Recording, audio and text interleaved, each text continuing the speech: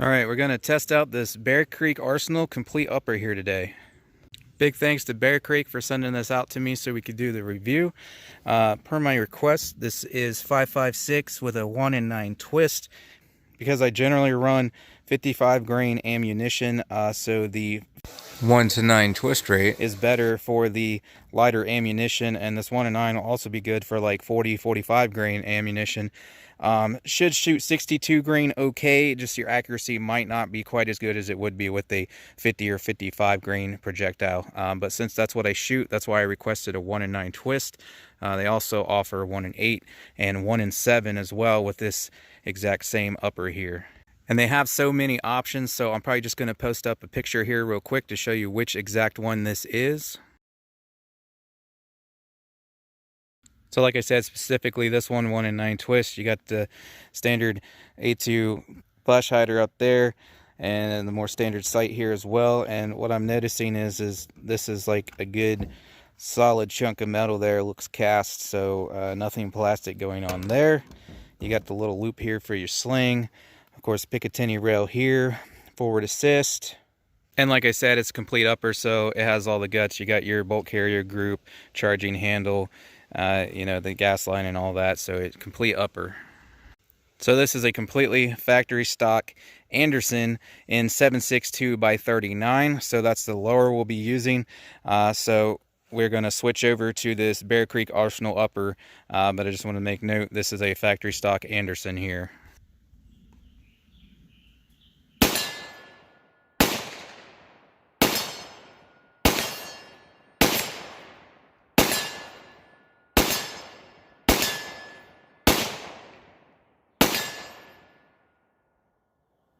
All right, go ahead and get this upper switched over to the Bear Creek 5.56, and we'll see how she runs. All right, there she is mounted up. I will try 2.23 as well as 5.56. You can run both. Most of you would know that.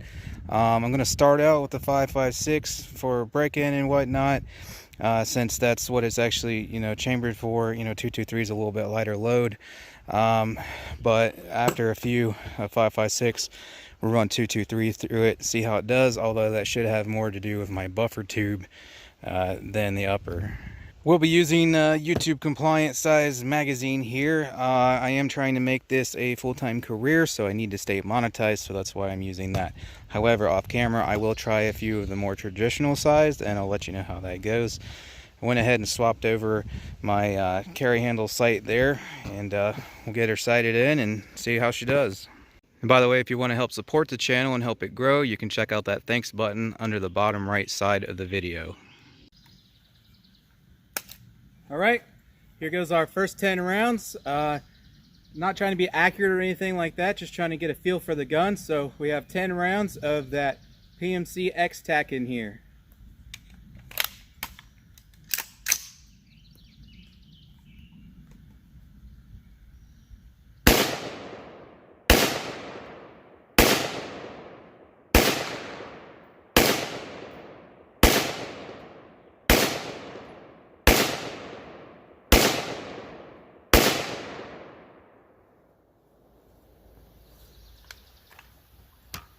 All right, considering the range, it's going to be a pretty horrible group because I was just all over the place. Like I said, I wasn't trying to be accurate or anything like that. Just preliminary rounds to see how it runs and all that, see what kind of adjustment I need. So I'm not worried about it being low because it's so close, so it might rise some further out or it might drop some further out. It depends on the sight system. But it looks like we are favoring a little bit right, so I'll probably have to make a slight adjustment to the left a little bit there. All right, I made a little adjustment, try to be a little more precise here at twice the distance now. See how it goes.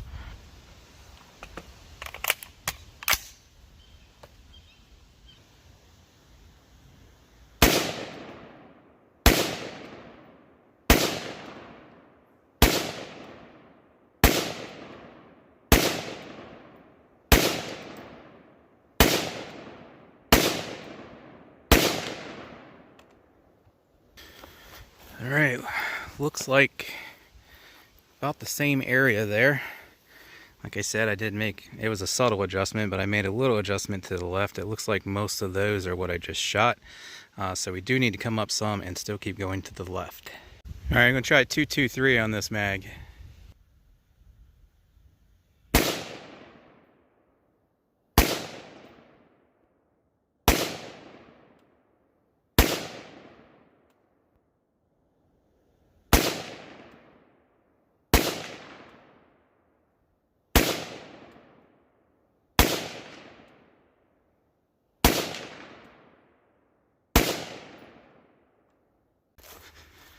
All right, so I made some more adjustments to the left and came up some. I was aiming for the neck this time.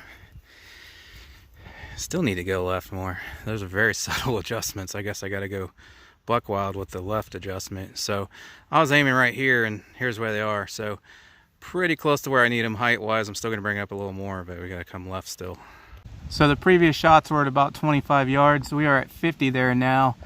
I came a little unprepared. I forgot to bring, I meant to bring a red dot, which I'm about twice as precise with compared to those iron sights.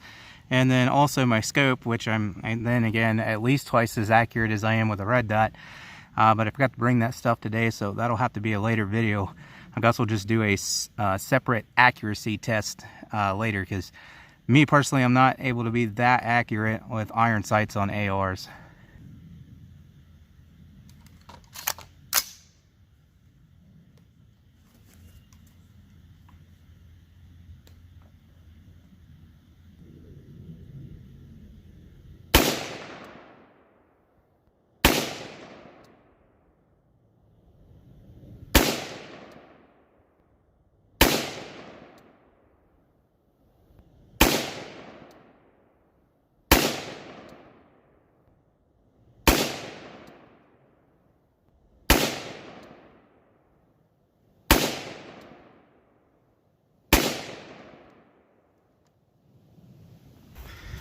All right, well, now I'm too high.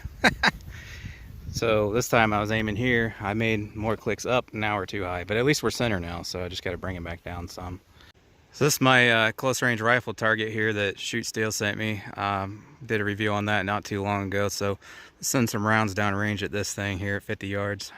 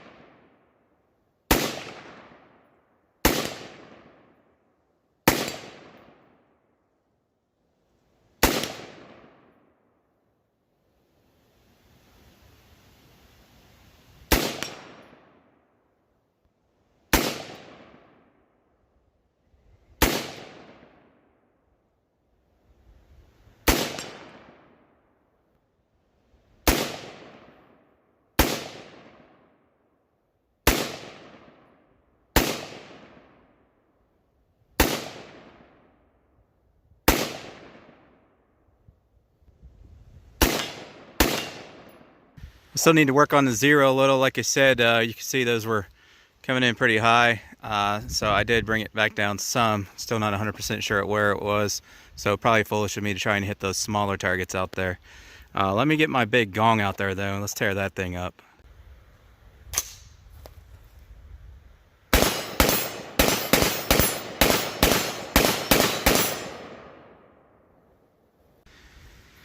All right, I moved the gong out to 100 yards. There's that little skinny popper target out there. I might try to take a few shots at it, but I don't expect too much. From back here, I just looked down the sights.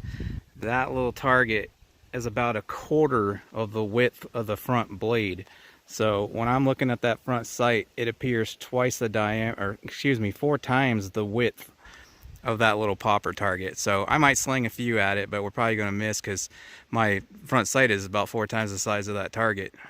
This is normal, by the way. I've not seen a skinnier front sight on an AR yet.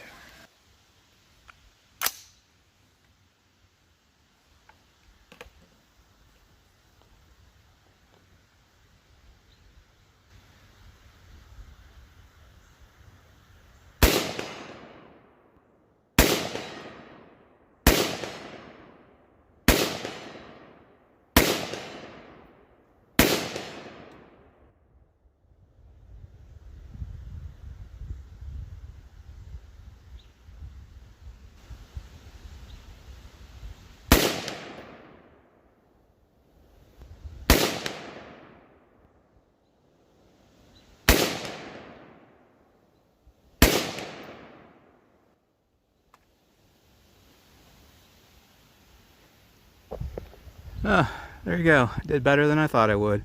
4 hits in a row on that popper, no problem. Just wanted to come down here and show you guys this popper target for size reference. So where we got 1, 2, 3, 4.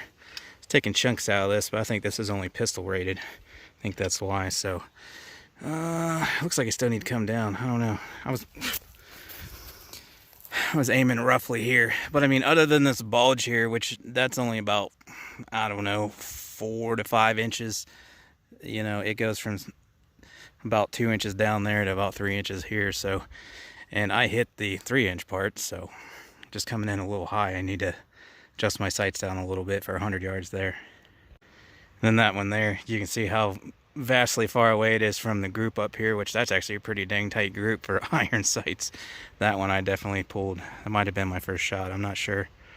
So that was with that X-Tac. Like I said, it's pretty obvious to see that I pulled that one. So I'd be really interested to see what this thing will do with a scope on it. So that would be the next video with it. We'll throw a scope on there like I intended to today, and we'll see what kind of groups we can get at 50 and 100 yards, and we'll take it out further as well. Well, that's going to do it, guys. I think that was 120 rounds. I had 0 issues whatsoever. I did not lubricate it or anything. I just took it straight out of the box and put it on my lower, and we had no issues whatsoever with both 5.56 and 2.23. I believe I ran equal amounts of each, and I believe that was 60 of each for a total of 120. Thanks again to Bear Creek for sending this out to me. I really appreciate that, guys.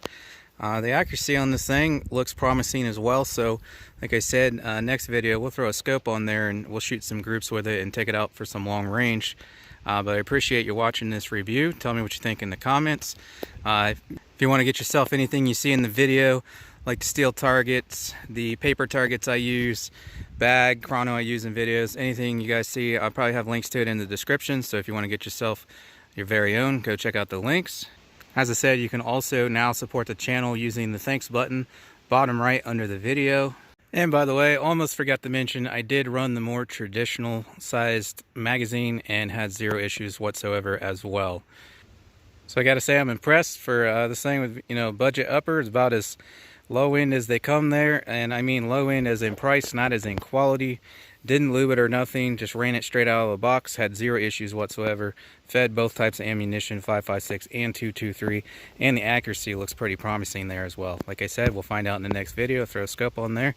But that's gonna wrap this one up. Thanks again, Bear Creek. Thanks to you guys for watching. I hope to see you on the next one. And a word on that accuracy. So typically budget level ARs and budget level uppers, such as the one in this video, expected accuracy at 100 yards would be 2 to 3 inch groups, 2 to 3 MOA. So anywhere between 2 and 3 inches is to be expected.